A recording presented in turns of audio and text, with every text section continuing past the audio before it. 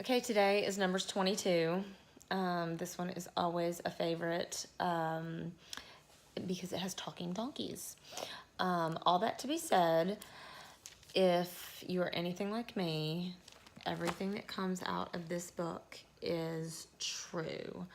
As crazy as that may seem, even talking donkeys.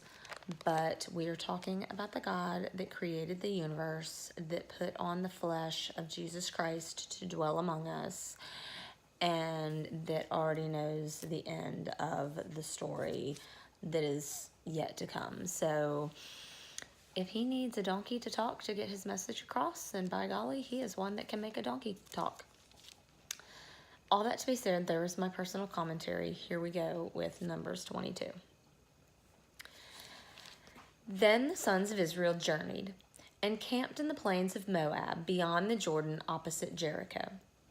Now Balak the son of Zippor saw all that Israel had done to the Amorites. So Moab was in great fear because of the people, for they were numerous, and Moab was in dread of the sons of Israel. Moab said to the elders of Midian, "Now this horde will lick up all that is around us, as the ox licks up the grass of the field." And Balak the son of Zippor was king of Moab at that time. So he sent messengers to Balaam the son of Beor, at Pethor, which is near the river, in the land of the sons of his people, to call him, saying, "Behold, a people came out of Egypt. Behold, they cover the surface of the land, and they are living opposite me. Now, therefore, please come, curse this people for me, since they are too mighty for me. Perhaps I may be able to defeat them and drive them out of the land. For I know that he whom you bless is blessed, and he whom you curse is cursed." So the elders of Moab and the elders of Midian departed with the fees for divination in their hand. And they came to Balaam and repeated Balak's words to him. He said to them, "Spend the night here, and I will bring word back to you as the Lord may speak to me." And the leaders of Moab stayed with Balaam. Then God came to Balaam and said, "Who are these men with you?" Balaam said to God, "Balak, the son of Zippor, king of Moab, has sent word to me. Behold, there is a people who came out of Egypt, and they cover the surface of the land. Now come, curse them for me. Perhaps I may be able to fight against them and drive them out." God said to Balaam, "Do not go with them. You shall not curse the people, for they are blessed." So Balaam arose in the morning and said to Balak's leaders, "Go back to your land, for the Lord has refused to let me go with you." The leaders of Moab arose and went to Balak and said, "Balaam refused to come with us." Then Balak again sent leaders, more numerous and more distinguished than the former. They came to Balaam and said to him, Thus says Balak the son of Zippor, "Let nothing, I beg you, hinder from coming to me. For I will indeed honor you richly, and I will do whatever you say to me. Please come then, curse this people for me." Balaam replied to the servants of Balak, "Though Balak were to give me his house full of silver and gold, I could not do anything, either great or small, contrary to the command of the Lord my God. Now please, you also stay here tonight, and I will find out what else the Lord will speak to me." God came to Balaam at night and said to him, "If the men have come to call you, rise up and go with them, but only the words which I speak to you shall you do." So Balaam arose in the morning and saddled his donkey and went with the leaders of Moab.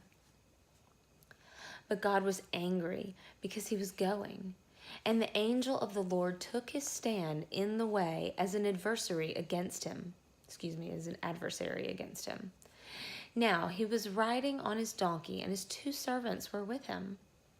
When the donkey saw the angel of the Lord standing in the way with his sword drawn in his hand, the donkey turned off from the way and went into the field. But Balaam struck the donkey to turn her back into the way. Then the angel of the Lord stood in a narrow path of the vineyards, with a wall on this side and a wall on that side. When the donkey saw the angel of the Lord, she pressed herself to the wall and pressed Balaam's foot against the wall. So he struck her again. The angel of the Lord went further and stood in a narrow place where there was no way to turn to the right or to the left. When the donkey saw the angel of the Lord, she lay down under Balaam. So Balaam was angry and struck the donkey with his stick. And the Lord opened the mouth of the donkey, and she said to Balaam, "What have I done to you, that you have struck me these 3 times?" Then Balaam said to the donkey, "Because you have made a mockery of me. If there had been a sword in my hand, I would have killed you by now." The donkey said to Balaam, "Am I not your donkey on which you have ridden all your life to this day? Have I ever been accustomed to do so to you?" And he said, "No." Then the Lord opened the eyes of Balaam, and he saw the angel of the Lord standing in the way with his sword drawn in his hand, and he bowed all the way to the ground. The angel of the Lord said to him, "Why have you struck your donkey these 3 times? Behold, I have come out as an adversary, because your way was contrary to me. But the donkey saw me and turned aside from me these 3 times. If she had not turned aside from me, I would surely have killed you just now and let her live." Balaam said to the angel of the Lord, "I have sinned, for I did not know that you were standing in the way against me. Now then, if it is displeasing to you, I will turn back." But the angel of the Lord said to Balaam, "Go with these men, but you shall speak only the word which I tell you." So Balaam went along with the leaders of Balak. When Balak heard that Balaam was coming, he went out to meet him at the city of Moab, which is on the Arnon border, at the extreme end of the border. Then Balak said to Balaam, "Did I not urgently send you to call you? Why did you not come to me? Am I really unable to honor you?" So Balaam said to Balak, "Behold, I have come now to you. Am I able to speak anything at all? The word that God puts in my mouth, that I shall speak." And Balaam went with Balak, and they came to Kiriath Huzoth. Balak sacrificed oxen and sheep, and sent some to Balaam and the leaders who were with him. Then it came about in the morning that Balak took Balaam and brought him up to the high place of Baal, and he saw from there a portion of the people. God bless the reading and hearing of his word. And by golly, if your donkey ever speaks to you,